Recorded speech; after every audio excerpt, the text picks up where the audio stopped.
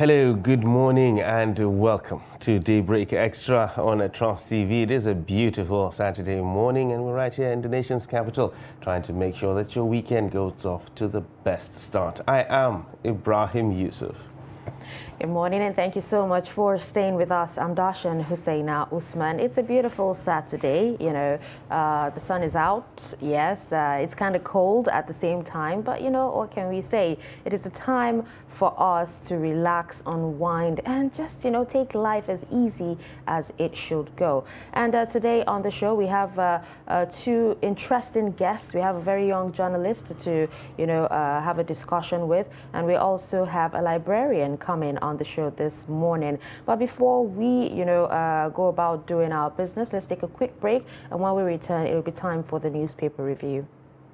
Nigerians, elections are here again. Let us shun violence. Let us play the game according to the rules. Do not be a thug. Say no to violence. Let's rise and defeat violence, crime, and sabotage against the peace of our nation. Nigeria is the only country we have. We must do everything to keep it united. We must avoid any act that promotes hate and disintegration. Say no to separatist movement, terrorism, fake news, hate speech, religious bigotry, and any act that tends to divide us as a nation. Watch out for strange gatherings and suspicious movements. Restrict access to sensitive documents and data, the disclosure of which may damage national security. Educate your staff and family, particularly on measures to safeguard information and report security breaches. Apply relevant legal security guidelines to protect yourself and your neighbors. Due to misinformation and wrong choices, some idle persons resort to vices in their greed to get rich quick. They resort to kidnapping, killings for rituals, and other heinous crimes. Avoid wrong use of the social media. Before you broadcast that false message, think twice. Ask whether it will promote peace or violence. For safety at home, still be security conscious. Educate your household on safety tips. Report all suspicious movements and persons to the security agencies nearest to you. Be a good citizen. Be patriotic. To pass security information, please call 0813-222-2105, 0915-339-1309, 0908-837-3514, or send a mail to dsspr@dss.gov.ng. This message is from the Department of State Services, DSS.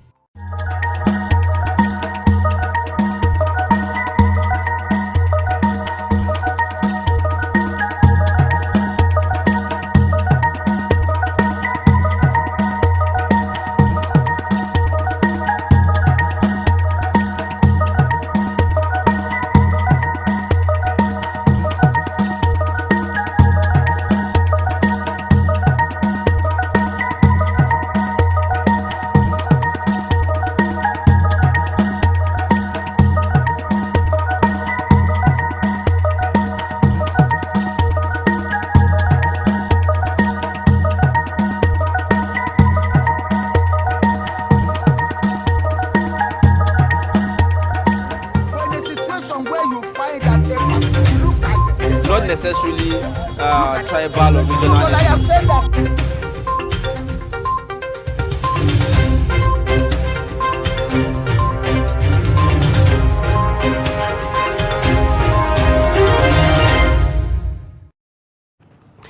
Welcome back to Daybreak Extra on Trust TV. Well, at this moment, we're going to go straight and check out the headlines from the newspapers this Saturday. And we're going to start with Daily Trust on Saturday.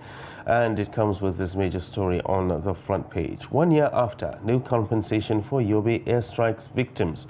And it comes with riders here that says, "My life, not same again," says the mom who lost her son. "Community inaccessible," says the government. And victims have a case against the military. This is attributed to a lawyer. Details of that story on page 4 and 5 on Daily Trust Saturday. A cover story reads, "Residents return to endangered houses as floods recede in states." And they battle snakes and rodents. And returnees should carry out structural checks and fumigation, says experts. Details of that on page 6 and 7.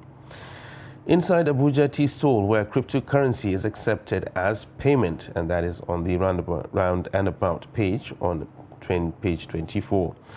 The News Belt has these stories. 2023, INEC warns parties on donations exceeding 50 million. Details of that on page 3. Bandits kill 15 in Kaduna communities, and that is on page 8. How Africa can achieve full industrialization by 2030. That is according to President Buhari. At the very top of the front page there, below the nameplate, on the entertainment section, Nigerian entertainers who have won international awards. Well, to have a breakdown of that list, kindly check page 13. And I'm warning here to politicians, stop hobnobbing with politicians, Atiku tells CJN, and that is on page 8 of the Daily Trust Saturday. Now, these are the major stories on the front page of Daily Trust Saturday this morning. All right, with that, we'll move on to the Punch newspaper. And on the Punch, we have the lead story that says fuel scarcity will linger till January, says marketers. And we have writers that actually say crisis may mark Christmas, New Year celebrations. Petrol now 200 to 270. Federal government keeps mum, dealers free to sell at any rate. Queue spread in Lagos, Ogun, FCT, and other states.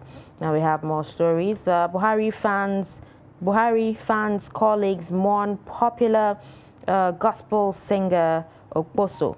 We also have historians fear identity loss as youths renounce ancestral names.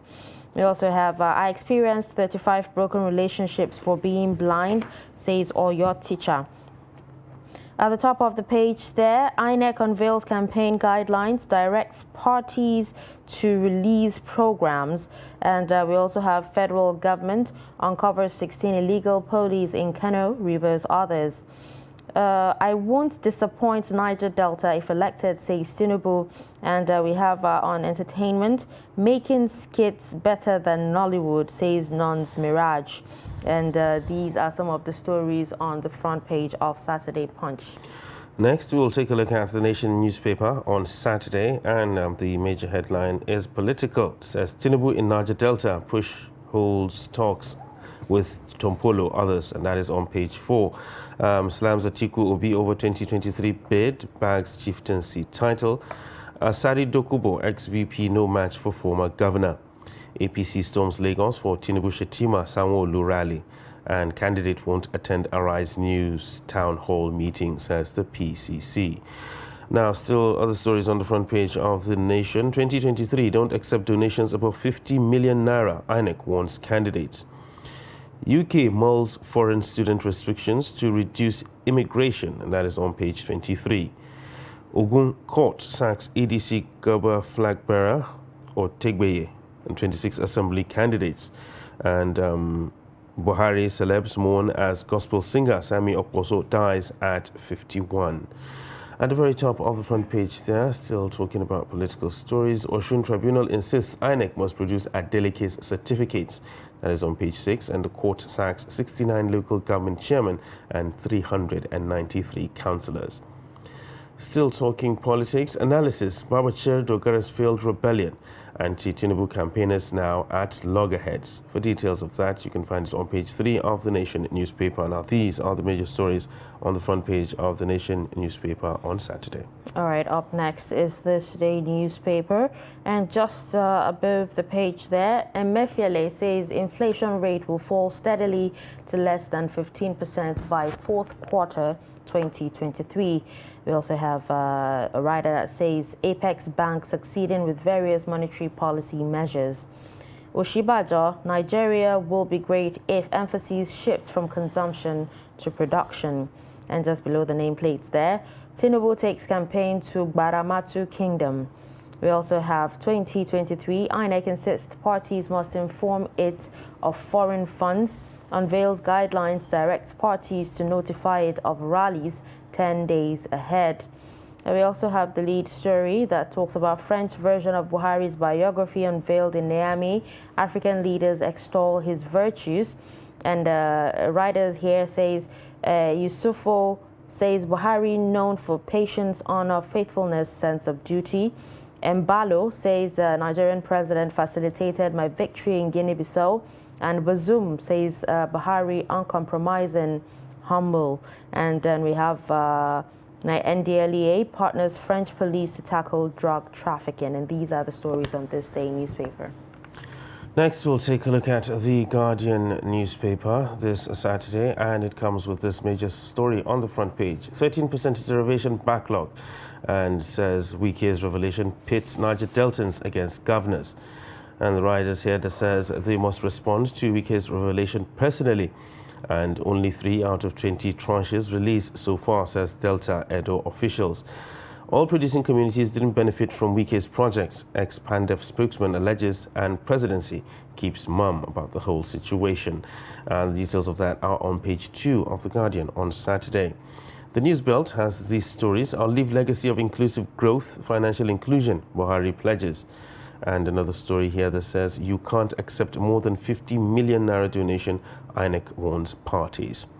Now, police arrest 5 fake EFCC operatives in Delta. It's another story on the front page of The Guardian. And alleged 3.1 billion naira fraud. Court to rule on Okorocha's plea on February 6th. Now, details of that are on page 3. Tears, tributes as Sammy Okposo bows out. That is on Guardian Music. And Saturday interview is Wike's success story is proof that political will can change face of Niger Delta. And Guardian Women, pursue your dreams, but don't go into it blindly. This is attributed to Adawara Soludo. Now, these are the major stories on the front page of The Guardian on Saturday. All right, the Saturday Tribune is next. Lead story here talks about gunmen kidnap 60 in Zamfara. Bandits attack Kaduna villages, kill 15. 3 policemen murdered, oil firm chief abducted in Rivers State. You can find details of this story on page 3. We also have suspected kidnappers nabbed in Ekiti, 3 million naira ransom recovered. We also have Adisa Akinloye seized my appointment letter as VC because I belong to Awolowo's party. Proceeds Professor Wande Abimbola. Details on pages 8 and 25.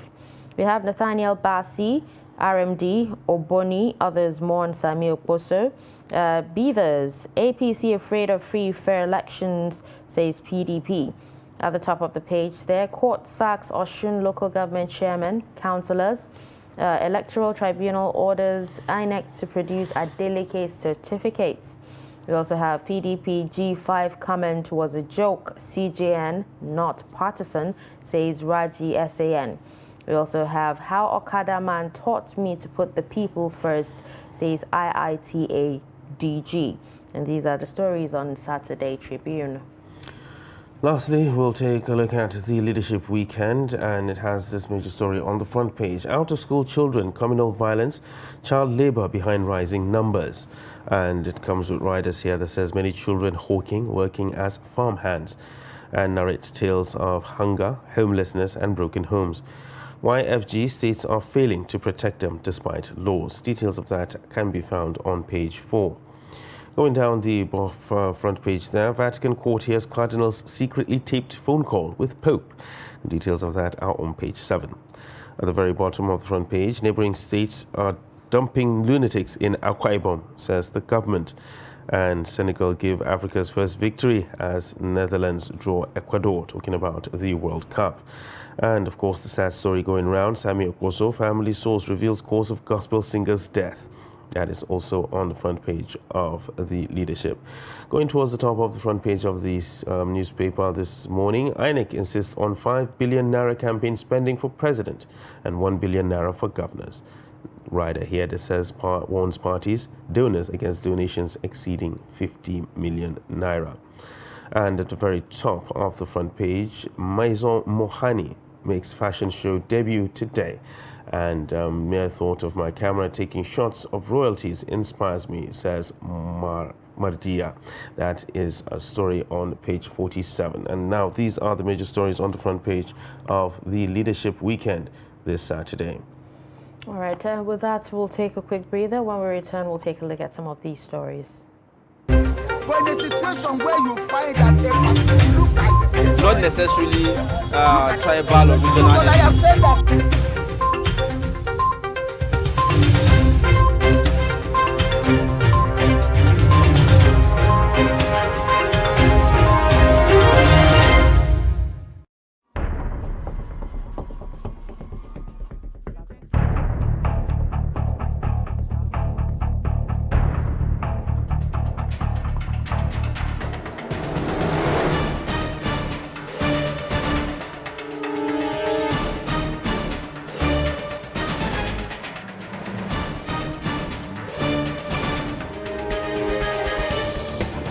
That's great. It's good to see you.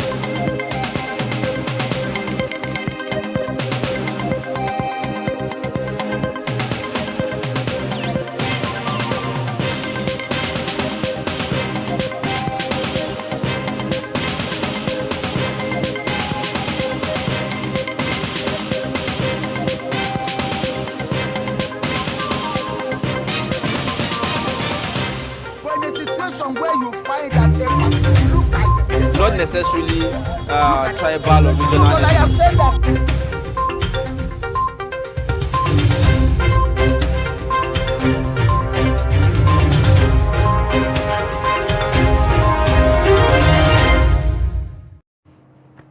All right, welcome back and thank you for staying with us. If you're just joining us, you're watching Daybreak Extra on Trust TV. And now let's move on to some of the stories in the papers. We actually have Daily Trust Saturday first, and the lead story here talks about 1 year after, no compensation for Yobe airstrikes victims. And we have writers here talking about a mom who lost her son saying, "My life not the same again." Government saying community is inaccessible, and we also have a lawyer saying victims have case against military. What's your take on this? Actually, the government saying the community is inaccessible. Should that be an excuse? No, definitely that's really not an excuse. I mean, like if it was inaccessible, they should be able to find ways to be able to access these places. I mean, like if the airstrikes were able to get there, then definitely you know where these people are and you can be able to go get them. I mean, if they actually take responsibility for their actions and they believe that it was their fault, then definitely something should be given in the way of compensation to these people. Yes, we know lives were lost, and of course you can't replace life no matter what it is, but there's a way for you to make things easier for these people, and I think the right thing should be done. So giving the excuse that the place is inaccessible is really not a good one on the face of the government, and I think something really needs to be done about that.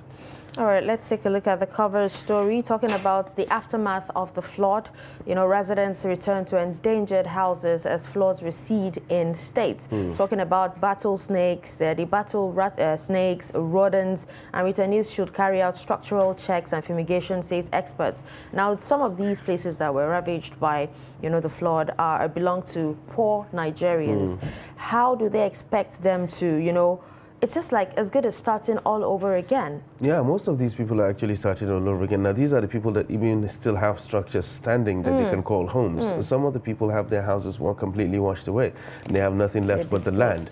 So that's really something as well. So when you look at it, when we do have a ministry for humanitarian affairs and disaster management, then that comes to question, what exactly is this ministry doing? You understand? Because it's all about disaster management. This flood issue is actually a major disaster. So what are you putting in place to actually make life easier for these people? Really, you can't expect someone who has lost almost everything that he has, and it's only the structure of that house that is there. Fumigation is the last thing on that person's mind. Exactly. You understand? He'll probably be thinking about how to kill some of the rodents and eat them, exactly, and make them and turn them into bushmeat. You understand? So these are things that really needs to be looked into. I'm not a proponent of someone who says, okay, you should always fold your arms and wait for government to do things for you, but there are things that should be the government's responsibility. Exactly. You understand? When you have a ministry that is supposed to be dedicated to managing disasters, we don't have the one that prevents disasters. We have the one that manages it. After it happens, we come in. So they expect it before it happens. So the cleanup and what happens after that, what's the aftermath, should be a responsibility taken up by that. And I think things really need to get moving. I don't in know that if you direction. agree with this, but a lot of people seem to think that, organizations and NGOs seem to, do more compared to the governments themselves. Yeah, well, that's also something to actually look at. Some of these NGOs are there on the ground. Immediately these things happen, they're actually there and they offer aid and the rest of it. But the truth of the matter is, just like I mentioned earlier, you have a ministry for human disaster management. I mean, like, that is what it's called.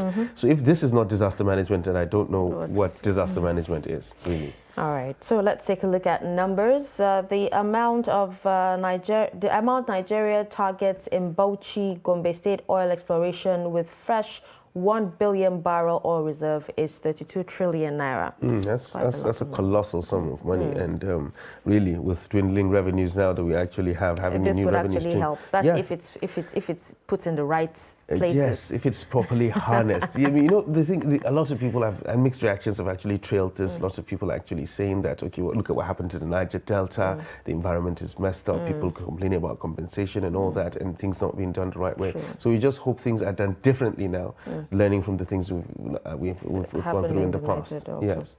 Okay, now the amount of the worth of expired food items a supermarket handed over to Kano State government for destruction. Just one supermarket is 175 million naira. Expired food products. Yeah, well, that means they were on the shelf for a very long time. Well, and people must didn't. you sell them? People didn't buy. I mean, like, they were displayed there, and people didn't buy. Most likely because people didn't have money to buy them, so they had to expire.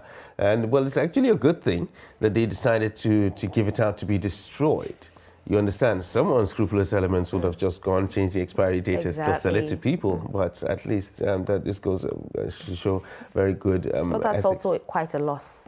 Yeah, it is that quite a loss, but supermarket. yeah, and they will have to take that hit. I mean, like, it's business. Sometimes And you if they win, have insurance, then you win, sometimes you lose. Well, depending on the terms of the insurance. If you're insured against expired goods, well, then that's something different as well. Okay, now let's move on. The amount of grants, 15 million naira each, a bank gave 50 core members in 5 states for business plans is 750 million naira. Oh, well, I mean, like, That's like how much for a core member? when you talk about capital, and sometimes you find people saying that, okay, I want to give you capital for business, and they give you 5 or 10,000 and say you start a business with it. You understand? Yes, there are small, very minute businesses that you can start with that amount of money, but how far will that go? But when you give somebody a huge chunk of money to say, okay, fine, this is capital, after you've seen the person's business plan, and if that person is actually determined enough to follow through, I believe that will go a long way in making that business flourish. So I think it's a good idea that banks are coming in to say, okay, fine, let's help these core members to do something worthwhile with their time. Most people go, they serve, they collect the minimum wage, and after that, they just fold their arms and start waiting for jobs to happen. And the reality is, these jobs are not there. They're not forthcoming Exactly. at all. So you need to do something for yourself. So I think getting grants like that really go a long way in making things easier for people. All right, so the number of out-of-school children, former President Olusegun Obasanjo said Nigeria must be returned to schools. In Nigeria, that must be returned to schools is 20 million. That 20 million out-of-school number children. keeps rising. Every time you hear the statistics about out-of-school children, there are a couple of millions tacked up on there, and it's really not a good thing. But I did hear moves are actually being made in the legislature to do something about it. I mean, like, to have an agency to cater for this. Lots of people, some people are believing it's not going to work. Some people think we need more proactive measures to actually stop that. But we have to wait and see to see how effective this actually is. But some people actually seem to think that the number is, is too much. And some are saying it's not up to. Yes, and some are saying that it's underreported. Yes, some are also saying that it's not they're not out of school children, that they have they actually go to schools, but not Western education. Yeah, well, when you say out of school, that is we know what out of school actually means. We know what it means. All right, it's not out of school completely, yes, but still, you don't have that kind of required basic education that we're actually talking about. So that is what we mean. So all these are semantics. Out of school is out of school, all right? You don't go to school, you haven't have basic education, that means you're out of school. So that should be tacked onto it. So basically, we really need to do something about it. The bottom line is the number is alarming, and we need to do something about it. All right, I'm seeing a story here on 2023 saying media must push for improved electricity in 2023. Okay.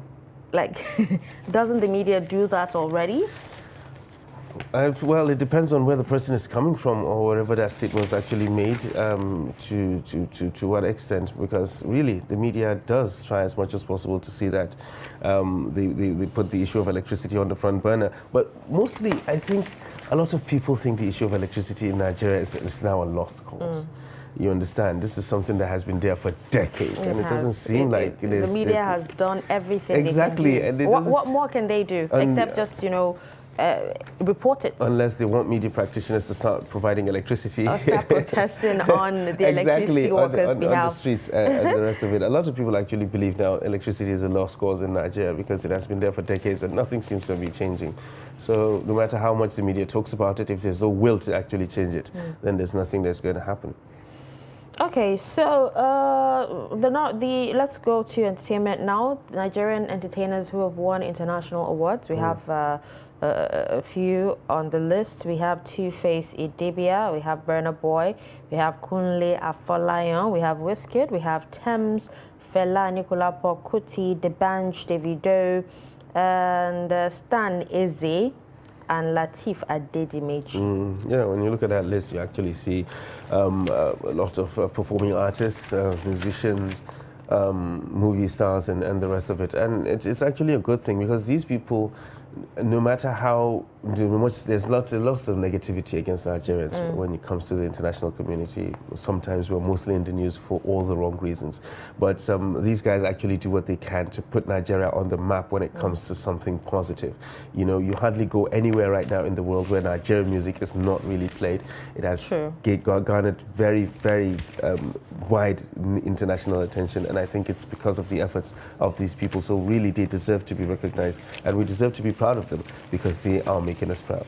And still talking about, a Nigerian artist winning international awards, we have Busta Rhymes congratulating Wizkid on his New York performance.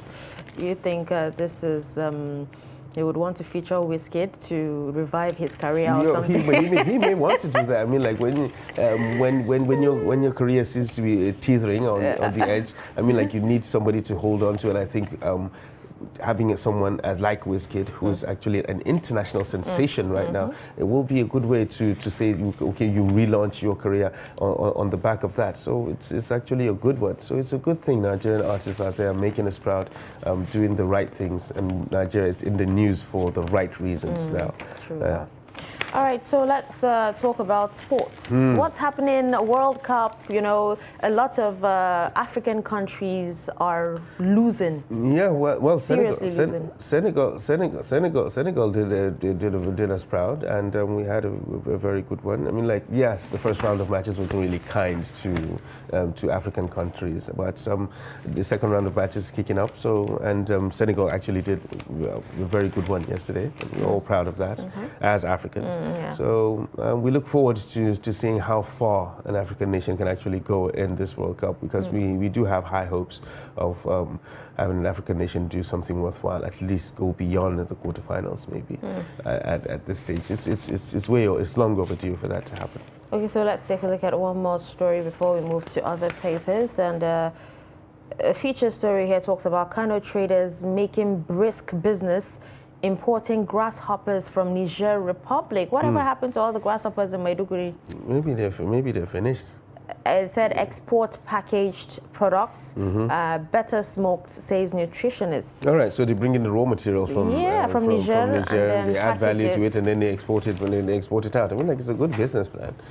Yeah, when you look at it. But won't it be cheaper, getting it from, states? Like Maiduguri and Adamawa, there are lots of grasshoppers there. Since they feel, I mean, like, getting it from Niger Republic is actually easier for them. Well, maybe they've eaten all the ones. Maybe they've eaten all the ones like Kano and Maiduguri, and the volume is really not enough to satisfy the demand, because there is a very large demand for it. Yeah, there's a serious demand for it, and maybe the current supply, local supply, is not enough, so we have to import, add value to it, and then export again.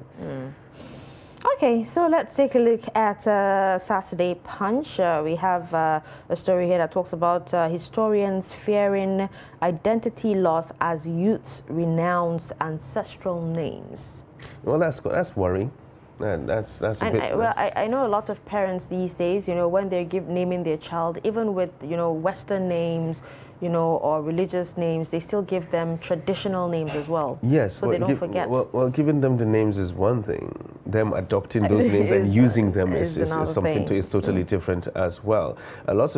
Some people feel the need not to be identified from where they come from, or their tradition or culture for some reason, one reason or the other. But when you hear things like this, you have a fear about where our culture is heading. You understand? When you have the young people now trying to run away from who we really are, then you look at the next generation coming, and what are the cultural values that they are going to get. So that is something that is really worrisome. But sometimes you find out that foreign-born Africans and Nigerians and the rest of them actually identify more, or try to identify more with their roots. Yes, exactly. Because you have people actually changing their names from what used to be from the anglicized ones to the real traditional names. And so if they are actually doing that, why not us? They're actually supposed to be custodians of these things. So it's something that is worrisome and really needs to be looked at. All right, so now the lead story on Saturday Tribune talks about gunmen kidnapping 60 in Zamfara, and bandits attacking Kaduna villages and 3 policemen being murdered. Now, with the fight, against insurgency and insecurity, a lot of we're not really sure where it's at right now, because on one hand it seems they're making giant strides, nipping it in the bud, and on the other hand it doesn't seem that way. Well, what I can say is right now it's a bit better than what was obtainable before. I mean, like back then, all we heard were news of people being abducted, people being killed, people being ransomed out, and all that. We didn't hear any much stories about the counter terrorism operations. But right now we're getting really good stories, major victories about bandit leaders being killed, people being rescued from captivity, and all that. So I think yes, it's a bit balanced now when you look at it. But back then it was really lopsided. All you get is the reports of the attacks. They just keep happening, and the frequency as well. Sometimes you go a very long time now before you hear something happening on a large scale as this. So that means there is a certain level of progress being made. Not as quick or not as fast as we want it to be, but at least there is a certain movement and things, that something is being done about it. So we just hope that things unravel a bit more quickly so that we can get to the end of all this, really.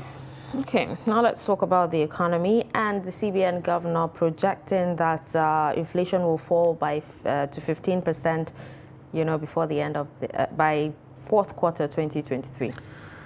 Well, maybe he has the numbers and the projections and the rest of it, but really, a lot of people are feeling the pinch right now. It's easy for you to go and start quoting statistics and numbers and percentages and making predictions and projections. It's really easy for you to do that. But the most difficult part is, how much do I have in my pocket? What is it going to get me when I go to the market? And right now, it's not very much. You understand? A lot of people are feeling the pinch. So the CBN governor can come out and say and bandy out all the figures that he wants, but what the average Nigerian wants to know is what I have. Would I be able to feed Exactly. myself Would and it be able to my get family? me what I want? Will I be able to get what I want with what I have And or what I fourth need? quarter 2023 right is end of next year. Isn't Ex- that too long? Like a ex- year? ex- Like you have to wait a year for. Exactly, for things to- for 15% inflation not to even come get back to better, like- 15%.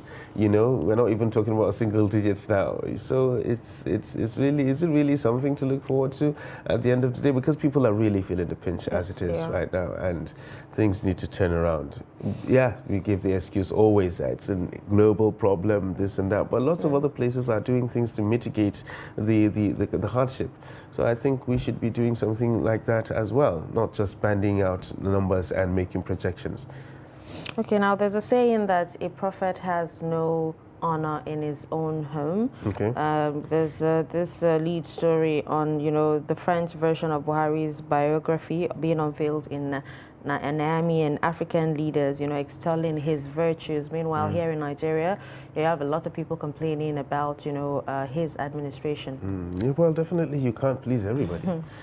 You can't please everybody, especially as a leader. You'll have to make some tough decisions that might not favor certain people. And we're not saying that whatever decision you make is the right one, actually. So there are definitely some people will feel as if it is not, it doesn't favor them. But still, some section of the world actually believe that he's doing all right, enough to be extolled, and it just depends on how you look at it. It's a matter of perspective, really. All right, we'll take a quick break and we'll be right back.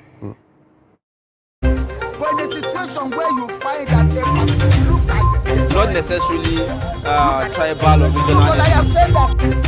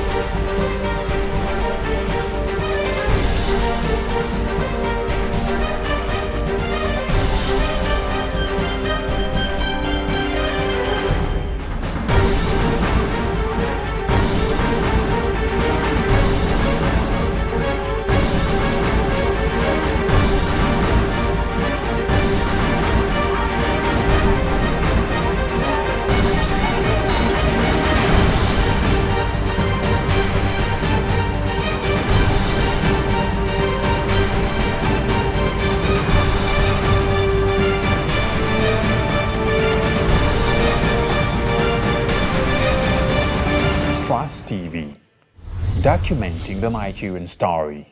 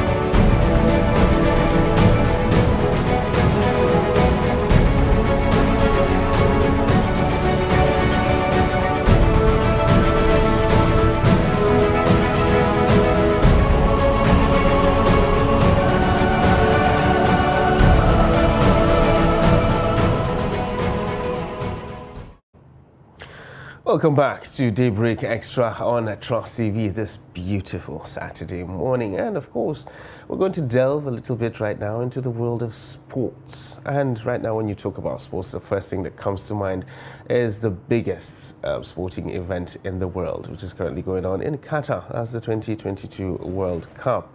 Lots of amazing things going on, both on and off the pitch. And who best to actually give us more insights into this than our very own Adeniyi Ajishafe, the man with the sports news. Good morning, Seriously. and thank you for joining us. Yes, thanks for having me. Yeah, it's always amazing to have you on the other side of the divide right now. Of course, and I'm always ready for you. Exactly. All right, so the World Cup. Give us an update. Let's take a look at a couple of things. Well, the shocks, actually. Yes, Saudi Arabia, biggest one, and then Japan coming up with Wales, Iran. Iran doing a very fantastic job against Wales yesterday. Can we expect more? Well, just like you said, updates from the way it is so far. We've seen some shocking moments at the World Cup, especially the biggest one, Saudi versus Argentina. Yes. That will linger on for the next 100 years. And at least, even though they might not go far, according to the way football is played, but really, they've won the World Cup. Yes. They've won the World Cup. And Is that a yes, prediction? no, you don't get it. In their hearts. Beating Argentina, they won the World Cup. At Exactly. least we heard that they actually declare holiday. And they're going to be given Rolls Royces as well. Of course, Yes, the Crown for the Prince fact actually that promised them Argentina Rolls is one Royces. of the best when it comes to football, Yes. and they were able to do it against all. Yes. It was like 99 against 1. The whole world standing against Saudi Arabia. Exactly. And Saudi Arabia shocked the world. And they got it done. That's I mean, it. I saw a clip of the coach Hervé Renard during the halftime, his halftime team talk, like the rousing halftime team talk they actually gave them. I mean, like, so this goes a lot to tell you about football and psychology and how it actually works. Yes, I think really Renard has shown that he really understands what he calls football. If we look at that game, he was able to. He did 3 times. He actually rotated his team 3 times. When they were trailing, when they won, and when they scored the 2 goals to defeat Argentina, and when after the goals, what he did To hold on to the lead, yeah. Don't give up, don't be complacent, don't be carried away. And you notice that Saudi held on throughout. And maybe we should digress again to Japan, Germany. That was a game that, not that Japan were really kind of underrated like that, but because a lot of people see Germany as one of the most powerful nations when it comes to football. They've really done well. And even before the game, we've seen how people look at that particular squad, and you look at Japanese team, and you feel like, okay, most of them are just, they play in German Bundesliga, and you can call them mid-table players. But really, they came show class, pacey, technically gifted team.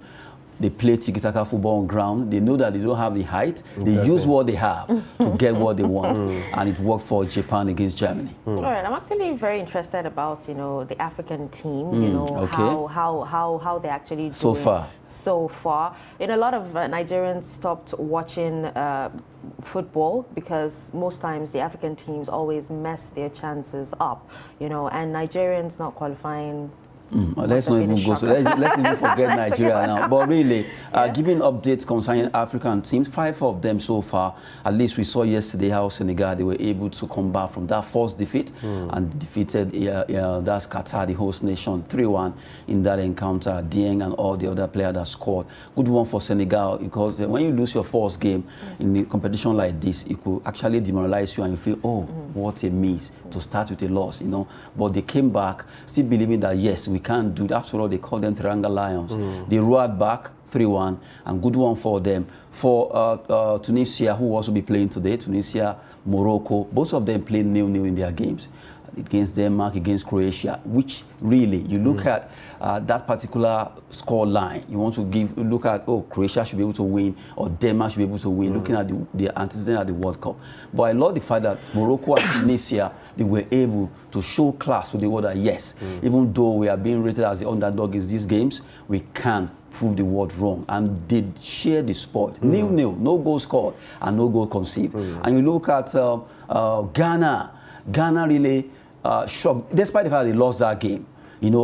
as Portugal scores, they equal. They were really trailing. They gave a very good account in of themselves. fact, if not for maybe little lack of concentration, Inaki Williams. they could have made it 3-3. Yeah, you exactly, understand? exactly. That particular mistake, Inaki Williams would have actually made it 3-3. Exactly. And then for that penalty, a lot of Ghanaians are not too happy for the fact that they say, okay, it was a soft kind of. Yeah, a lot of football pundits, not really Ghanaians, because when you look at one, the VAR was not checked, and a lot of people are like, why didn't you check the VAR Exactly. to ascertain that okay, this particular infringement was worth it? So you look at really, despite the fact that Ghana lost that game, you can just off your heart for them that they really came out against Portugal.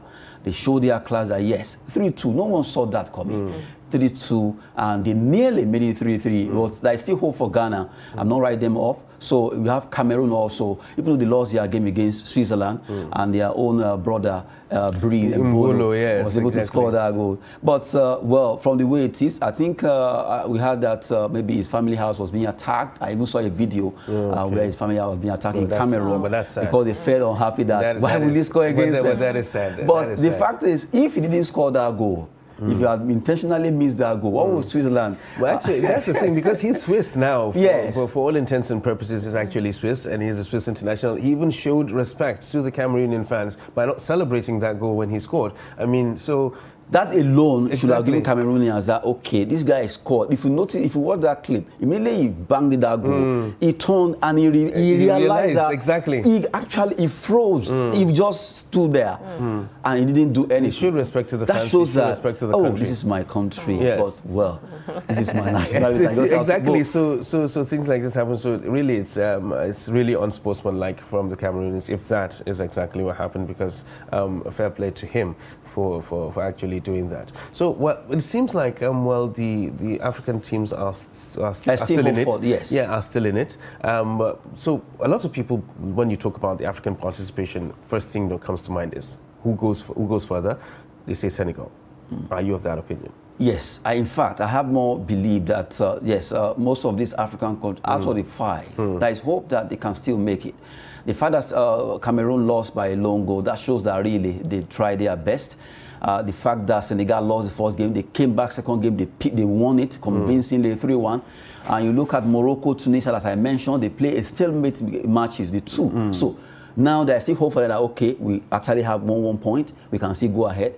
And you look at Ghana, losing that game against Portugal, play at that level, that shows that they can hold their own by the time they play the remaining 2 games. So there's still hope for African teams. We should not write them off. We should just believe that out of the 5, I'm really looking at, it is very possible that at least 3 can scale through to the second round. Yes. Okay, but why is it that, when it comes to African teams, they seem to do a lot better when they're on international teams than when they're playing for their home country Well, or their maybe. football club? Okay, I know that's what you are trying Yes. to say, that When they play well for at their club football, side. yes, exactly. Well, it can be a two-way thing. Number one, the wages, what they get per week. This kind of money that can make you think na juju money or what. Exactly. You understand? Seriously, those kind of money makes you want to be so dedicated because these are the guys that are paying So, your but bills. what about the trainings they get? Yes, and also they have facilities, everything works there. Yes, agreed. Not that when they come to their coins to play that they don't have those things, but these matches are not consistent like the way the club side football is. Week in, week out, yeah. you play. Then for countries, maybe twice a month, in 2 months. Yeah. At times, in 3 months, you play twice or thrice. You understand? Friendlies and competitive matches. And by the time they come around, there'll be a lot of competition. Who will play? Who will not play? The coaches now, if there are interference, that has to be with the coach, the FA. You understand? And also some big guns that will be like, my player must be there. Exactly. Agents who also have their own say. Okay, this is my player. He's a good player. Play him. And before you know it, a lot of things come to play here. And by the time you feature a wrong player in a particular wing that is supposed, okay, this player is supposed to play defensive midfield, right? You decide to turn into a striker. Or a striker in his club. You say, okay, come and play wing. They may not find it easy, but they want to obey, right? Exactly. Then you begin to see the result. And aside that, a player that is doing so well in his club side is not even given the chance to be called up, let alone even being played. And you see another player who is having one godfather there or an agent or is being favored, come and play this match. And that player is not really good enough What do you expect? Exactly. You don't get such a result. And aside that, commitment. Our players, African players, or maybe I should say Nigerian players, should show more commitment. The fact that you are playing in Europe, yes, you are getting paid, but Nigeria is attached to you one way or the other. You are not the best player in that particular wing. You are just being given the chance. If Messi, Ronaldo of this world are still doing their best to make sure Argentina and Portugal goes further, despite the money they earn in their club side, exactly. despite what they've won, join the whole Nigerian players together, all their salary, with all due respect, I'm not sure, I'm very, very sure it's not up to what this guy earns. Definitely. Yet, they are still so committed. So they should remember, wearing that green color is an opportunity. So take charge of it anytime you are being called upon. All right, take charge of it, and of course, defend your national colors. Those are the words from Adeniyi Ajishafe, our very own sports person right here in the studio. Thank you very much. You pay some money for calling me. You should be paying me because I'm helping you. Okay, you're helping that. Exactly. Good morning. Yeah. So it's absolutely amazing having you on the show and very good insights into the World Cup. Definitely we'll have you subsequently so that we can be getting updates as they unfold. And of course, we look forward to having a spectacular outing as well. Thank you very much for coming on the show. Thanks for having me. All right, this is still Daybreak Extra on Trust TV. We'll take a break, and when we return, the show continues. To stay with us.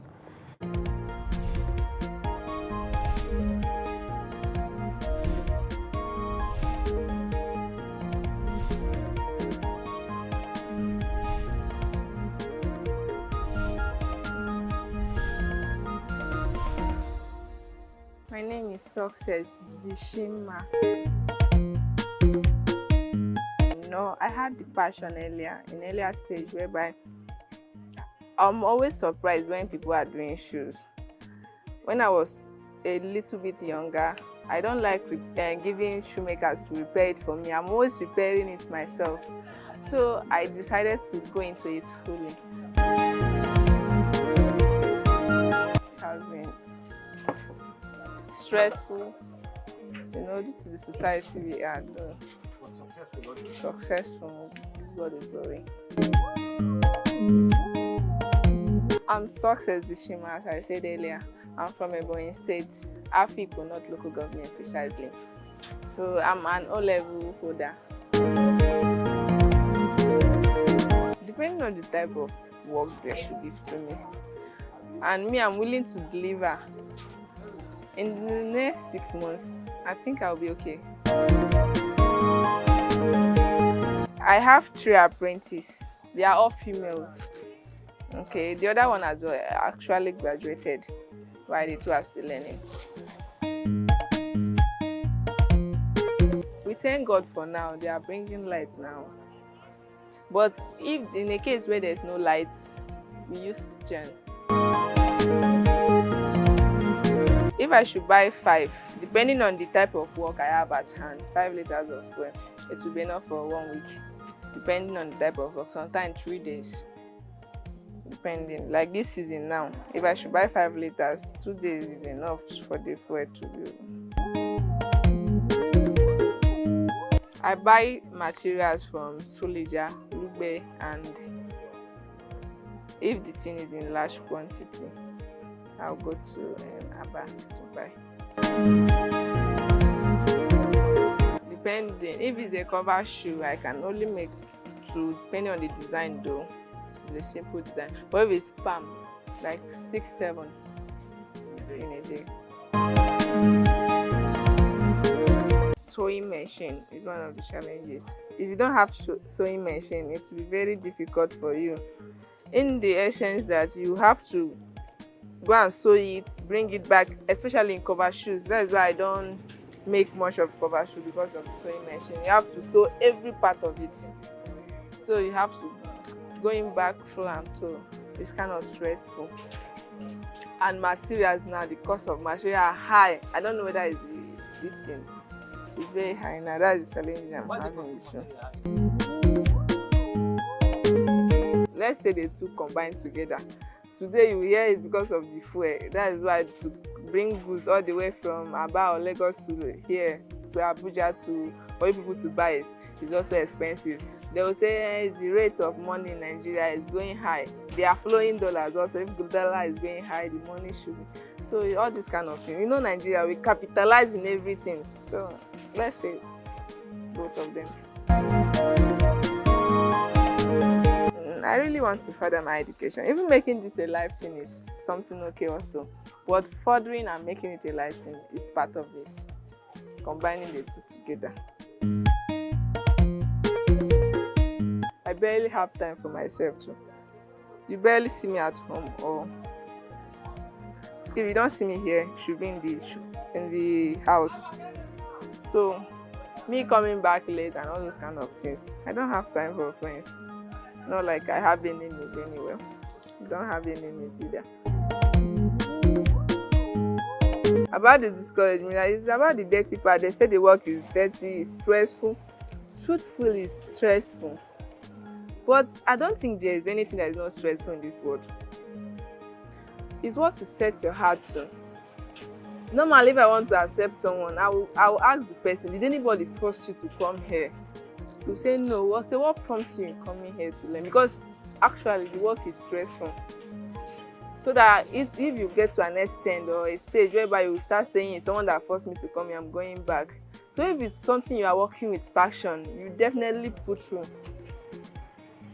The advice I have for the younger ones, or the ones that are coming up, or the ones that are still there waiting for someone to encourage them, is for you to know your type of vision. It might not be this shoe vision that you have.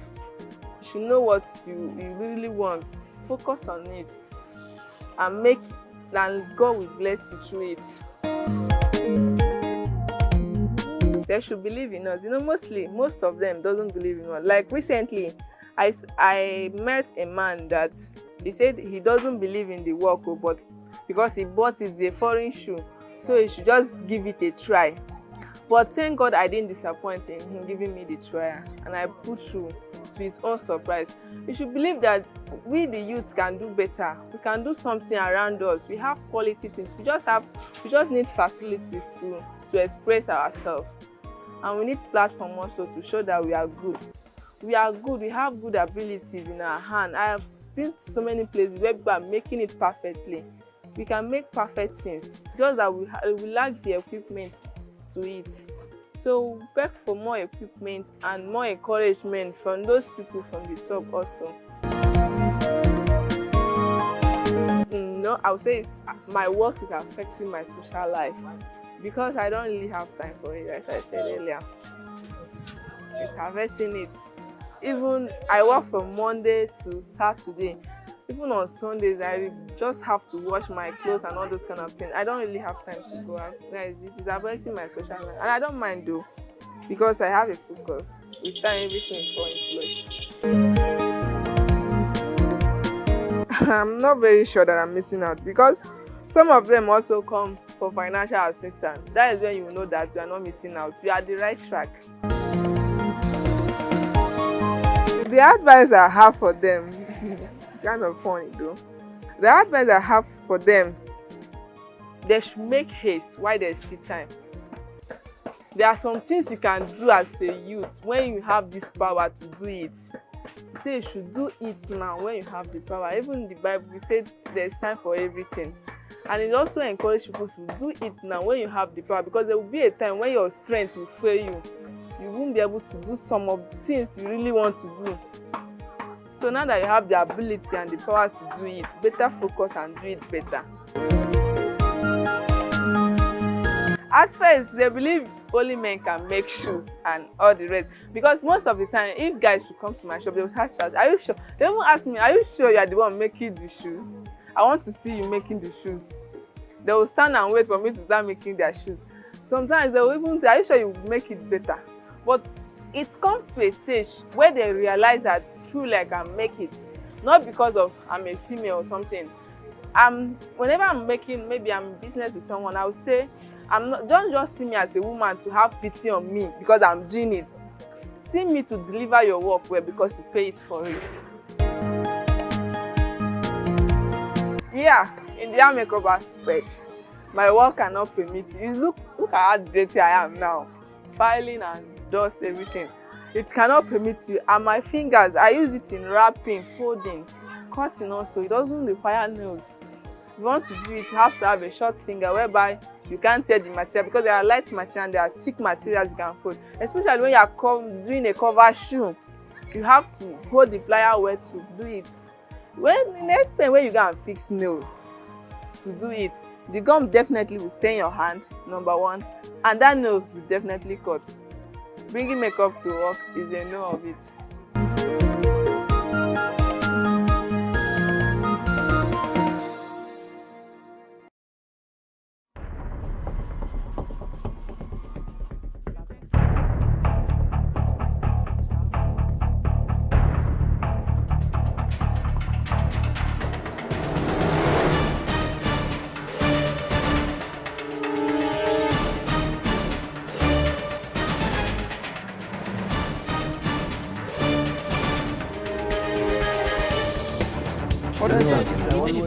That's great.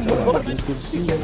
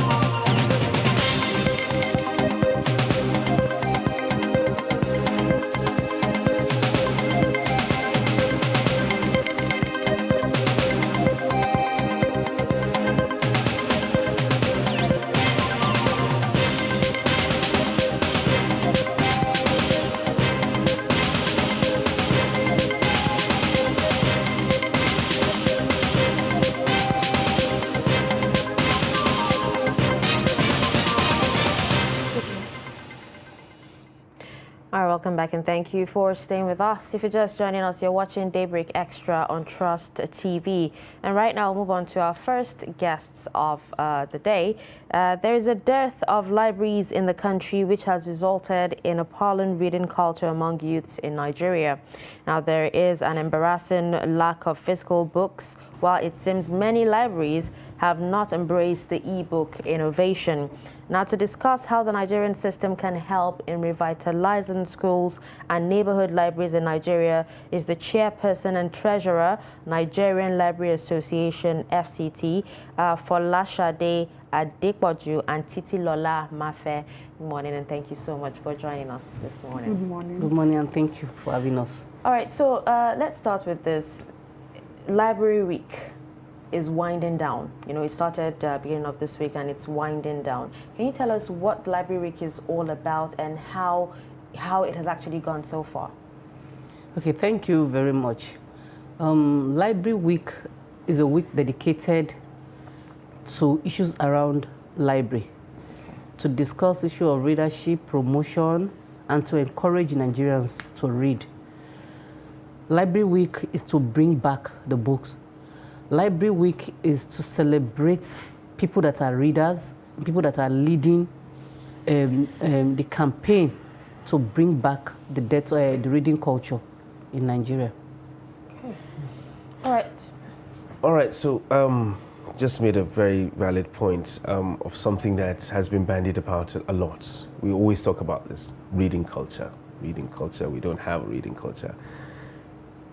What has happened to our reading culture? Because I know back in the days, a lot of us were encouraged to actually read. And because sometimes, maybe because we don't have a choice. But right now, there are lots of other things to do, and there's no time to actually read. What has really happened to our reading culture? Is it that we've abandoned it, or we're being distracted by other things? Well, thank you. A lot of things has affected our reading culture. You know, talking about the school system itself, the educational system, the economy, and you know, so many things that you could think of has affected our reading culture. And that is what the Library Week is about to. The theme is revitalizing school libraries and neighborhood libraries, like we have said. And reading culture, you know, is supposed to be a lifelong something you do for a lifetime. But you discover that, just like I've said, the economy, the atmosphere is not conducive, and for that reason, you discover that so many of us, even as adults, we don't read again. You tell people to read and they ask you, have I eaten today? And you are asking me to read. You know, so the interest is not just there, the passion is not there. And that is what the librarians and information professionals are trying to bring back. That reading itself has a role to play in building humanity. Library serves humanity in the first place. So the library itself, when we go back to the library, we are building ourselves as individuals, as a nation, and we are building our community. You know, we are building everything in humanity. All right, now I remember back in the day before the invention of, you know, mobile phones and technology, we were always at the library. Now, but a lot of people don't seem to understand or know the importance of these libraries. Now, can you tell us why these libraries are important as compared to, you know, our tablets or our phones? Okay, thank you. When I was growing up, I didn't have access to reading materials, but I knew there was a library on Bukuru Road. So I would trek from Nasarawa. I was born and brought up in Jos. I would trek from Nasarawa to Bukuru Park, because anytime I'm passing, I will see books on the shelf from the glass window. And I'll enter there, I'll access the book, I'll read newspapers, and I'll come out. But over the years, the decline started declining. Like she rightly said, economic issues affected people. There's a saying in Nigeria that an hungry man is an angry man. You can't tell somebody that has not eaten to go inside the library to read. What are you talking about? Poor parenting and grooming. When you are a parent, it is expected of you to teach your child before the school will come in. From the home, the parents should be able to groom their children to know that, yes, you are going to school, you need to read. But because as a mother in our days, the mothers, they stay back at home to take care of us, and you see them teaching us how to read and write. But these days, a young mother will go to the office, the young father will go to the office, leaving the children at the mercy of house help and neighbors, and which has brought decline in reading culture. Then mother tongue. At a point, I was moved back to my village to school, SS1 to SS3. And I'm an Ijesha person. And in my classroom, they were teaching me Ijesha. I learned physics and chemistry with my mother tongue. And I understood. But these days, all of us want to copy English. Western way of education. It has affected us. Teach a child in Hausa language and tell me if that child will not excel. And issue of, when we talk about issue of ICT, internet and the rest, people are quick to use their gadgets to spread information. But how authentic are this information they're putting out? It leaves so many questions to answer. All right, let's come back to the libraries now. During the intro, we actually talked about having a dearth of libraries and all that. But is it really a question of the number of libraries that we have now, the dwindling number of libraries, or the quality of the libraries that we actually do have? Because a library is only as good as what is inside, what's on the shelves. Do we have what is required? If I walk into a library now, what do I get? Thank you. Well, it's not about what... Okay, the two things that you mentioned, is it about the library? Is it about the resources in the library? In the library, exactly. Yes, the number of libraries that we have is not, they are not adequate, to be sincere. They are not adequate. Then the resources itself are not adequate. So the 2 points are valid. And like I said, that is why we are talking about revitalizing the library sector, the libraries. starting from the school, starting from the primary school to the secondary school. If we have from the primary school, we have a well-equipped library, and we introduce the pupils to reading, you know, it will go a long way.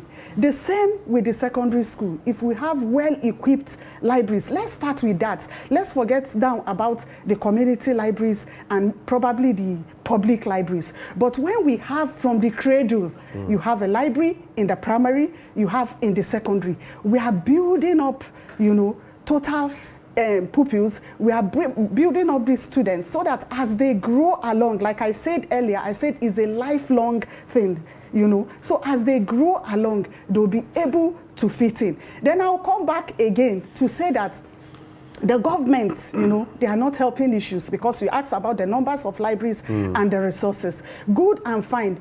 We don't have government policies that are supporting the library. Okay. So we cannot afford to, you know, buy the resources, equip them.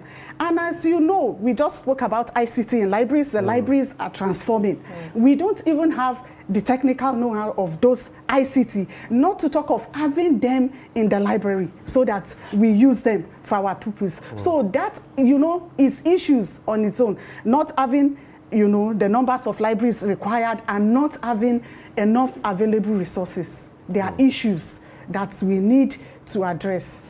Okay, now you talked about, you know, the libraries and ICT. What about electronic libraries? You know, because I know a lot of people now in their houses, you see them with so many books or mini libraries, but most of them are for decorations. I remember back then, you know, in university, you had corporations and organizations that will come and build libraries for the students. But when you look at the education system right now, ASU has been on strike for how long? The students, where are the students that would actually read these books? So do you think, you know, moving from the traditional library to like an electronic library would actually help a lot?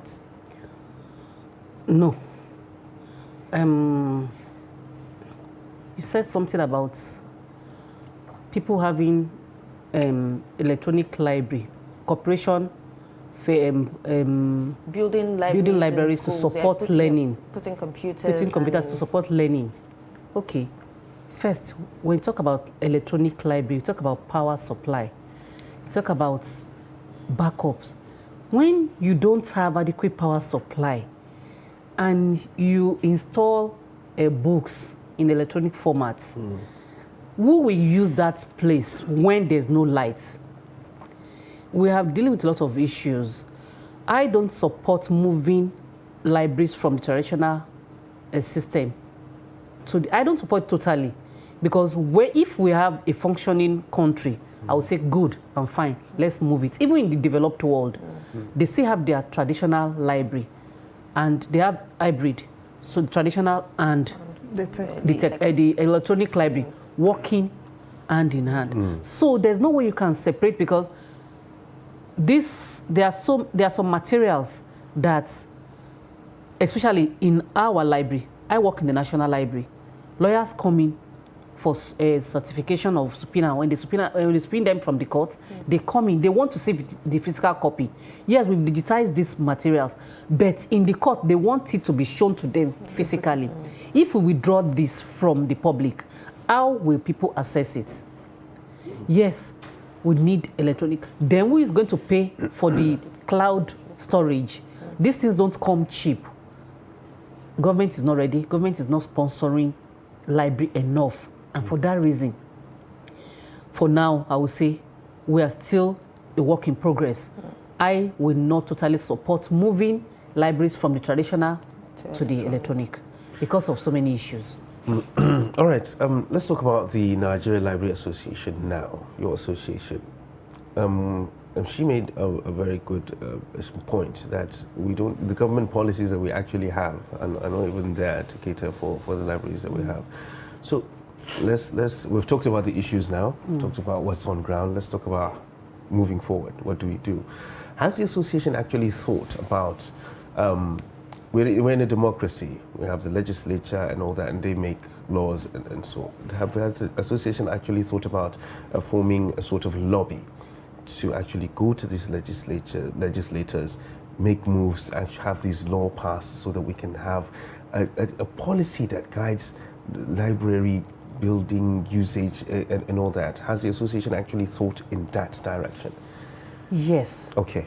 There's been lots of lobbying, there's been lots of advocacy towards revitalizing the library system holistically. We're not talking about school now. Okay. Even because it's only academic libraries in Nigeria that are a bit thriving, that are working.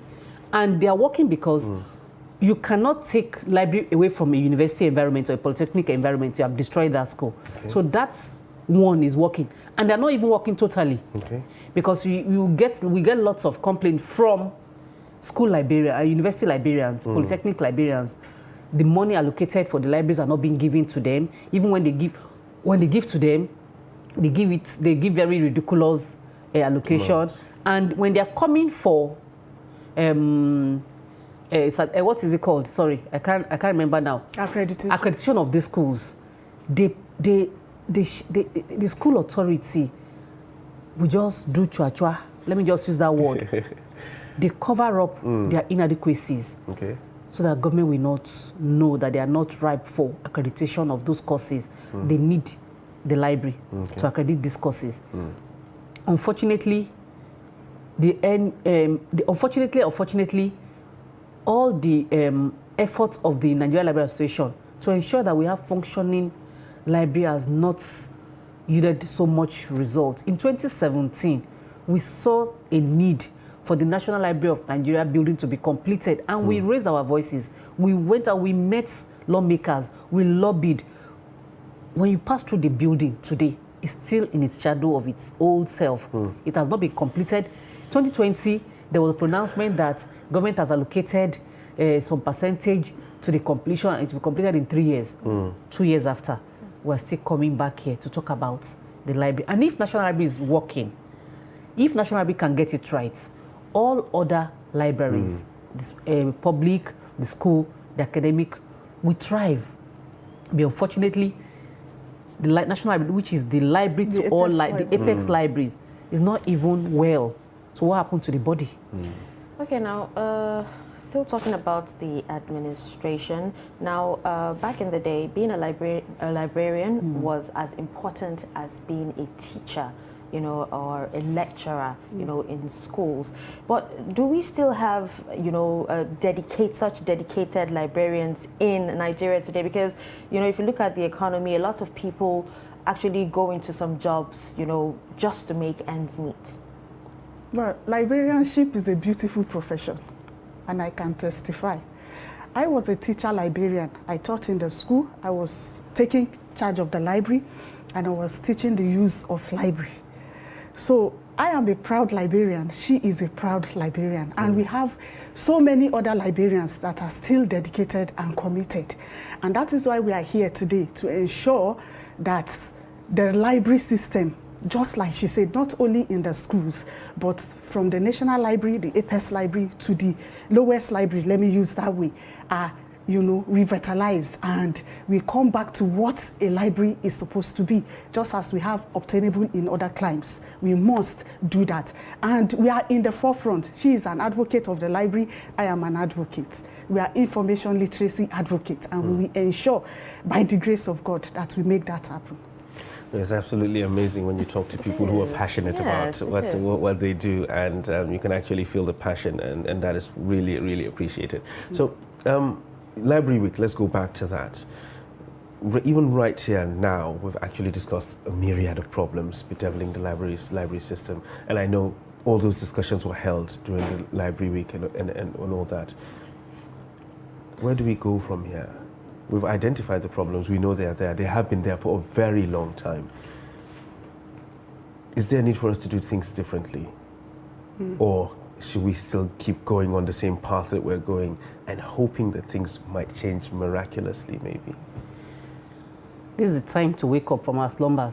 We cannot continue to do things the same way and expect a better result. No way. If you check the statistics of UNESCO, 20.6 million children are out of school. Where do we go from there?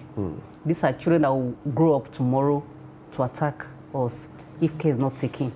These are tools in the hands of terrorists and bandits. So where do we go from here? First, parents. Yes, we talk about school, we talk about libraries, but the fundamental place where a child gets right grooming is from the home front. As a parent, you put your child on the right track. On birthdays, on their birthdays, buy them gift of books instead of cakes.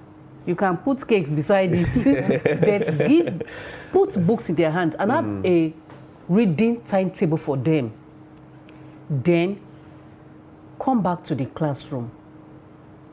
Like I said, I grew up in a community where they speak my language. If it is your language that will be the means of communication at home, use it. Okay. Once your child can learn how to use your language to talk, you have solved 70% of this problem of reading.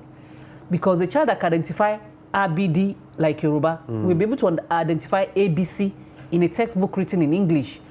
So we cannot continue doing the right thing. And implementation of government policies, so many policies. The first policy on education was 1971. We have another one of 2020. We shouldn't be gathering there talking about library if those policies are implemented. Okay. Government has it. Then the philanthropists in the community, they should help. They should help. You see our lawmakers, they get constituency allowances. What do they do with them? They build gutter, they build culverts, they will celebrate it, they will cut the red tape. How many of them are thought of building a library where people will learn? Library drives development, either we like it or not. And today, libraries are no longer where people come to read, sit down. She's an advocate. She has done a lot in library, in bringing library to the people. There are communities in this Abuja that we've been to. There's a place called Balsokoyako Piwoi. Okay. If not that we are librarians, I don't think I will ever know that community. Exactly. No access road, no lights, no water, no hospitals. Women die in that community.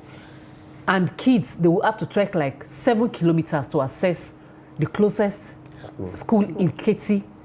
But the library, we've been going there. But we are limited in resources. Okay.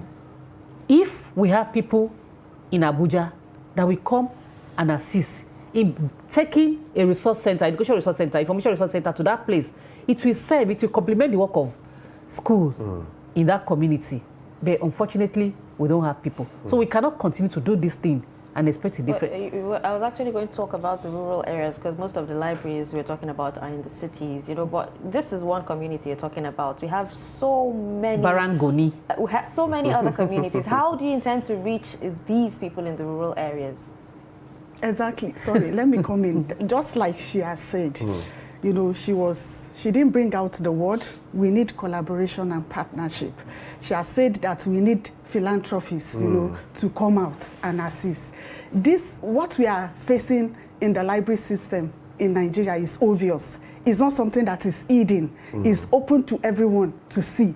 So we need NGOs, we need philanthropists to partner with the library. We are open to that partnership. They can bring the resources and we will do, you know, the teaching and other things, you know. So we are just open. As many people that are here watching us this morning, we need partnership, we need collaboration. We are very, very open. And that is what you are talking about, the way forward. Exactly. That is how, if government policies are not supporting the library, then let individuals that know the value, the worth of reading, just like she has said, is, you know, it drives development. Let them come out and let them help the passionate librarians, you know, to build the library system. Yes, that was really an interesting discussion on libraries in Nigeria, and hopefully, you know, listening to you this morning, a lot of organizations and individuals will, you know, come out and give their widow's mite to support you.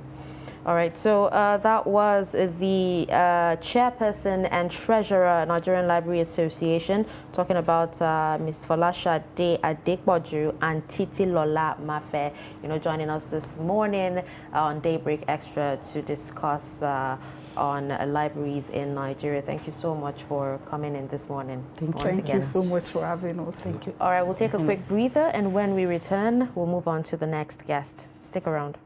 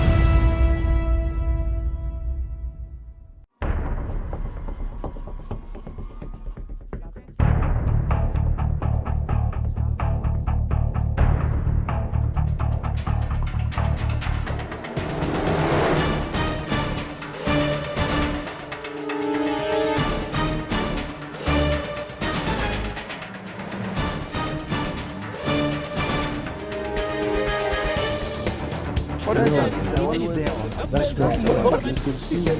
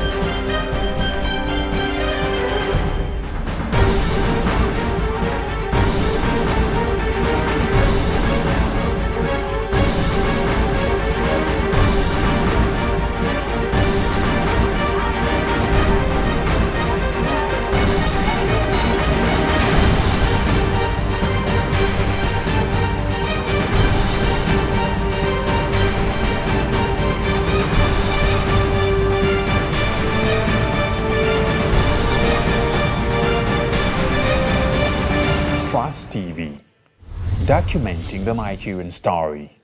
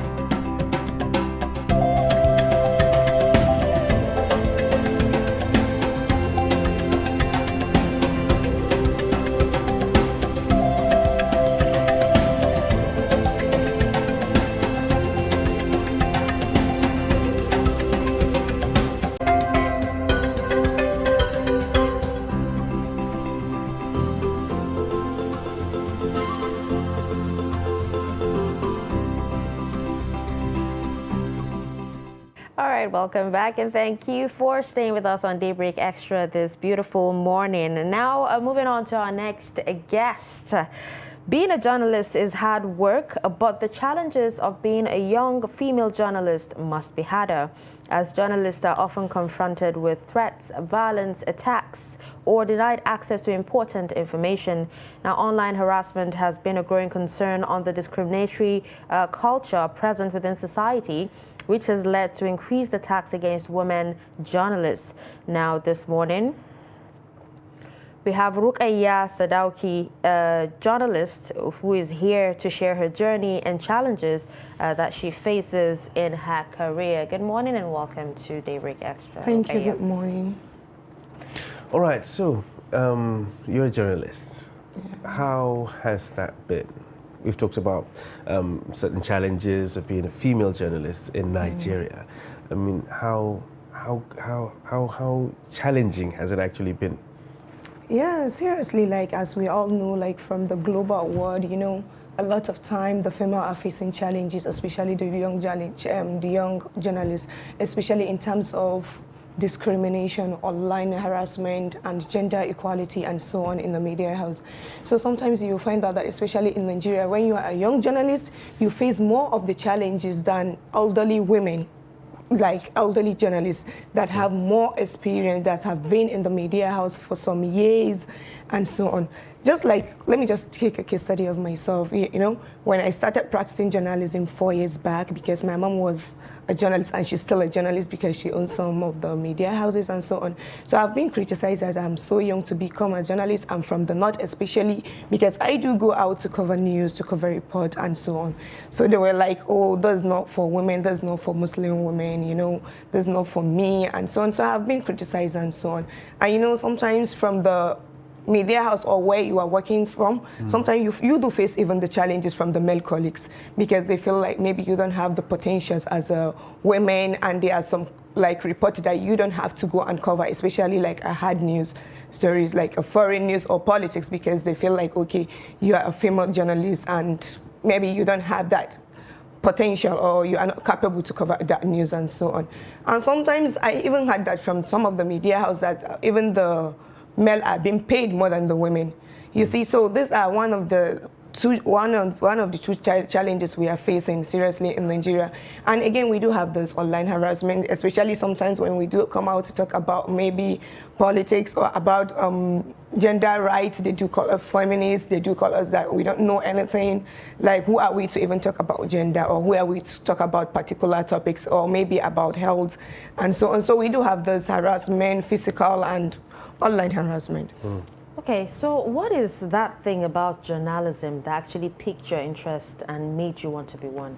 Seriously, my mom is my motivation because my mom is a journalist. So before I wanted like becoming a lawyer, but at the end, because of how I see my mom practice journalism and I see the beautiful side of journalism, so I feel like, no, okay, why not I should be a journalist, because I'm that person that I love talking and I love talking in public precisely and so on. So I started practicing my journalism since 2013, where I studied my mass communication here in Nigeria before going to Turkey to continue my education. So I love journalism. I love what I do. You know, in every profession, when you love what you are doing and you have passion for it, you always do it with joy. You always do it with full confidence, and so. All right. So being a journalist is a tough job. Yes, it's really a tough job. How's the journey been so far? Yeah, for me so far, alhamdulillah, because I have been facing the challenges for years, but now things are becoming okay for me, especially in the family, because I really got the support. And maybe like from my hometown and people around me, they feel like, yes, Rukaya have the potentials and I'm doing what I can. And I'm trying my best as a journalist. So the struggle is not that hard as before, because before when I started practicing it, it was kind of very, very hard for me because I feel like giving up at the end. But my mom kept motivating me that, no, you can do it, you can become who you want to become as a journalist. Because I feel being it a male or female, we are all one, and I can achieve what you can achieve at the same time. So I feel like, no, this is what I want and this is my profession, so why can't I do it or practice it? Well, earlier you actually talked about, a lot of people coming at you for going out and covering reports.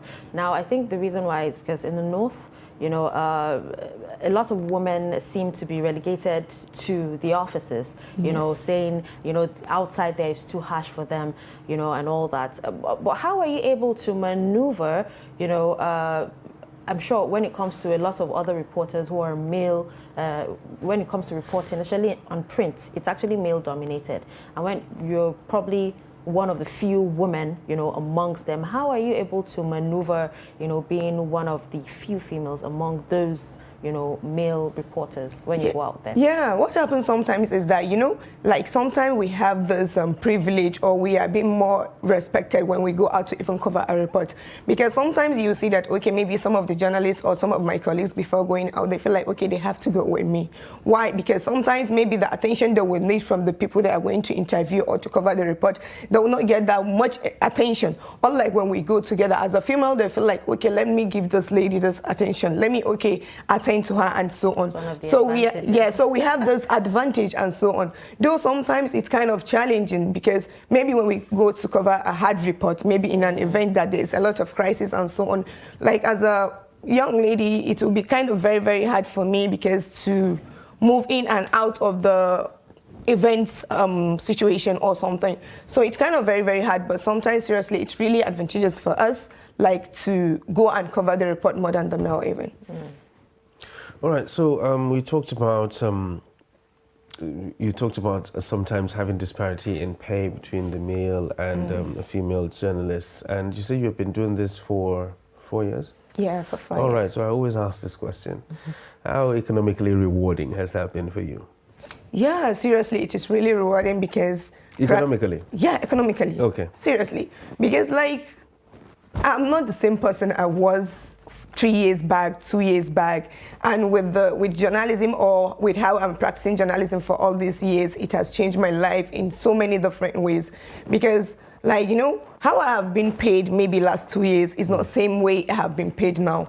Because every day I do have this, I do gain more knowledge, I do practice what I'm doing and so on. So I do get reward, especially when I go and cover a hard stories, or when I report something that it's very unusual for maybe our other colleagues to go and cover. And especially for me, I love covering investigative report. So you know how investigative report is kind of hard and so on. So sometimes I do get reward from my editors, and so on. So it's kind of very, very good, and it really helps me a lot. And it's encouraging though.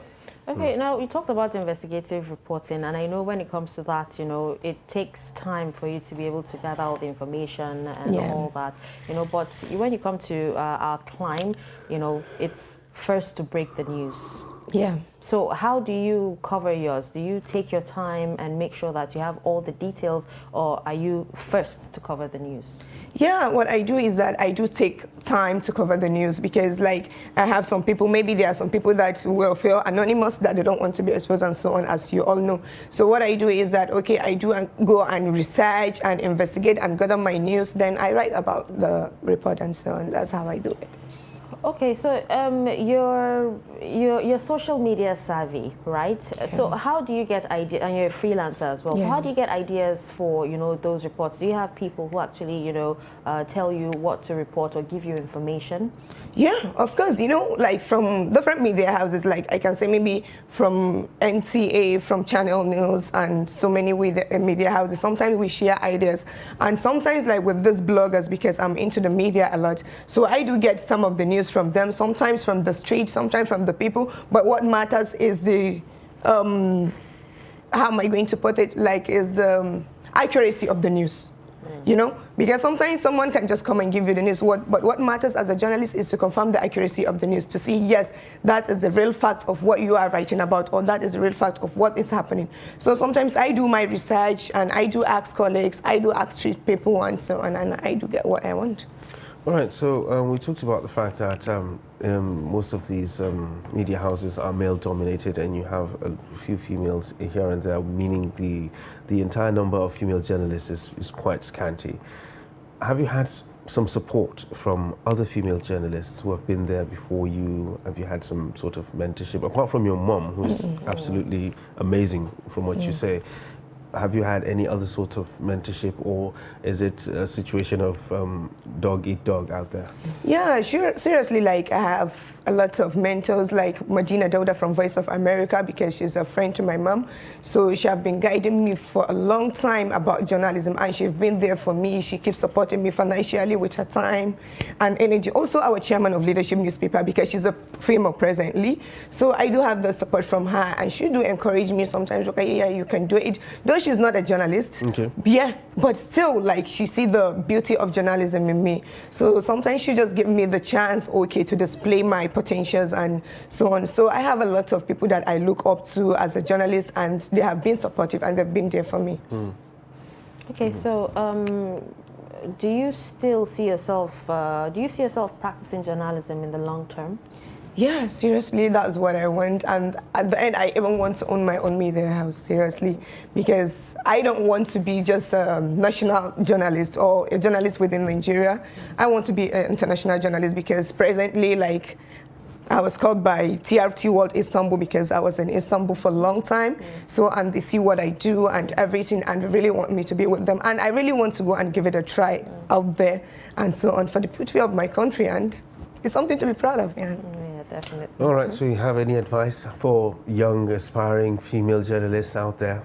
Yeah, seriously, like for young female journalists, it's just that, okay, being as a female or male, you can achieve what you want to achieve, and we shouldn't follow what the society are talking about, because if we say we are going to like dance to the tone of the society always, we are not going to achieve what we want. Because as far as profession is concerned, there is no profession that is really prescribed for men or for female. So I feel like, okay, as a young journalist, do what you want, have passion for what you are doing, and move on. Like, yeah. Okay. All right. Well, I think with that, we've come to the end of this discussion. Thank you so much, Rukaya Sadoki, for joining us on Daybreak Extra today. Thank you so much. All right. All right. So I think with this, we've come to the end of Daybreak Extra on Trust TV. Thank you so much for tuning in and sticking with us. I will be back again next weekend, same time, same station. I'm Dashan Husseina Usman. Have yourself a wonderful weekend. All right, an absolute amazing time right here on Daybreak Extra. Let's do it all again next week. I am Ibrahim Yusuf.